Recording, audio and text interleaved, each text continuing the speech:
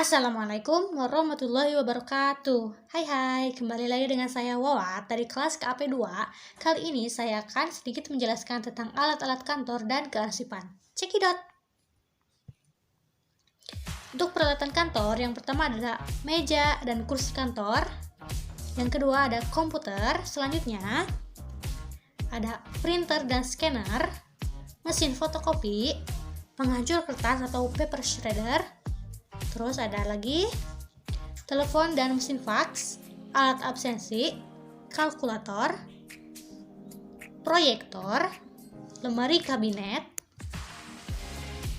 dan juga untuk perlengkapan kantor diantaranya ada kertas, alat tulis, penghapus, perekat, penjepit kertas, stapler, amplop, kop surat, stempel, tinta primer, maksudnya tinta printer, kartu nama, kalender, dan kertas berwarna. Perintilan yang kecil-kecil tapi memang penting gitu. Untuk peralatan kearsipan, fungsi keseluruhan peralatannya yang pertama sebagai sarana penyimpanan berkas yang aman, yang kedua sebagai sarana pelindung berkas dari bahaya kerusakan, ketiga, untuk mengelompokkan berkas-berkas dengan rapi dapat diterapkan dengan sistem abjad, tanggal pengarsipan, nomor, dan sebagainya. Dan yang terakhir, untuk memudahkan dan mempercepat pencarian berkas ketika membutuhkannya. Jenis-jenis peralatan kearsipan yang pertama adalah filing cabinet. Adalah peralatan arsip yang biasa digunakan untuk menyimpan berkas ke dalam laci. Filing cabinet ini bisa terbuat dari plastik, logam, atau kayu. Di bagian laci, biasanya menggunakan semacam slide untuk mempermudah ketika membukanya, lalu ada semacam pengunci untuk mencegah laci ketarik keluar hingga lepas. Selanjutnya ada rotary. Rotary adalah alat kearsipan untuk menaruh berkas dan bisa digerakkan secara berputar. Jenis ini memang dirancang dengan sedemikian rupa untuk tujuan bisa menampung berkas lebih banyak dari lemari biasa termasuk filing kabinet yang sudah saya sebutkan tadi.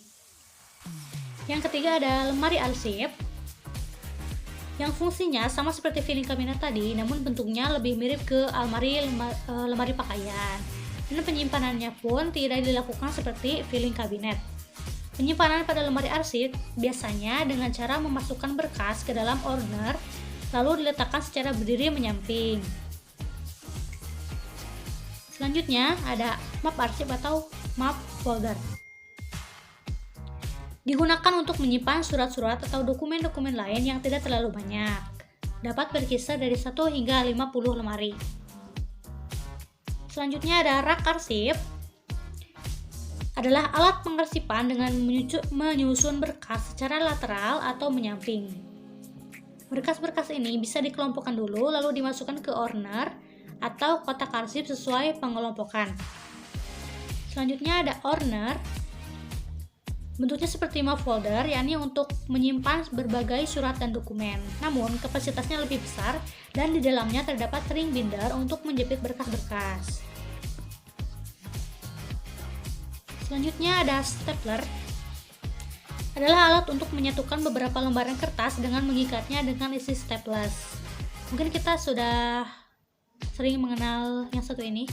Yang selanjutnya ada perforator. Adalah alat yang biasanya digunakan untuk membuat lubang di tepi kertas.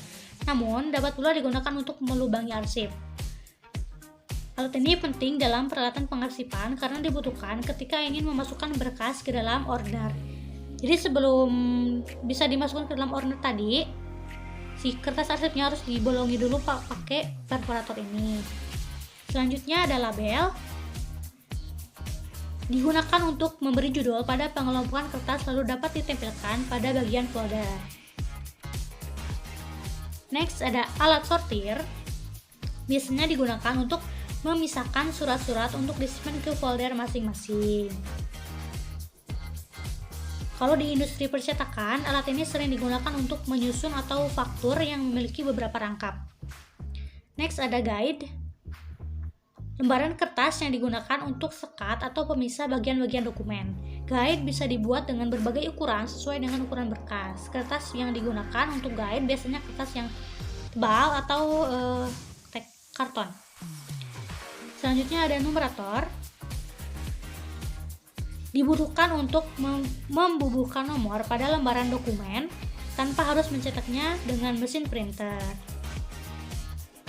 Pada bentuknya, terdapat numerator bisa memiliki angka kecil atau besar dengan jumlah digit tertentu. Selanjutnya ada stop map folio. Adalah alat kearsipan seperti map folder berbahan dasar kertas. Stop map memiliki fungsi menyimpan dokumen dengan sifat yang sementara seperti contoh invoice, penawaran, surat perjanjian, dan lainnya. Ukurannya standar yaitu folio F4 21,6 cm x 33 cm. Selanjutnya ada map Snellhector, yaitu ada dua jenis map Snellhector yang tersedia di banyak toko stationery, yaitu jenis kertas dan jenis plastik. Akan tetapi yang paling populer dan banyak digunakan adalah yang berbahan plastik. Map Snellhector ini memiliki banyak warna varian, diantaranya hijau, kuning, merah, dan biru. Fungsi dari warna yang bervariasi adalah untuk membedakan dokumen yang disusun sehingga tidak membingungkan. Untuk menggunakannya, kertas dilubangi dengan alat arsip perforator 2 lubang terlebih dahulu. Pada saat membuka map Snellhector akan terlihat besi putih di tengahnya dengan posisi vertikal. Bukalah sisi atas dan bawahnya besi tersebut hingga besi mengacung ke atas, lalu posisikan lubang yang ada di kertas ke dalam besi tersebut dan kunci kembali. Selanjutnya ada hanging map, adalah sebuah map yang memiliki kaitan di atasnya. Kaitan ini berfungsi untuk menggantungkan map pada filing tray yang nantinya dimasukkan ke dalam filing kabinet.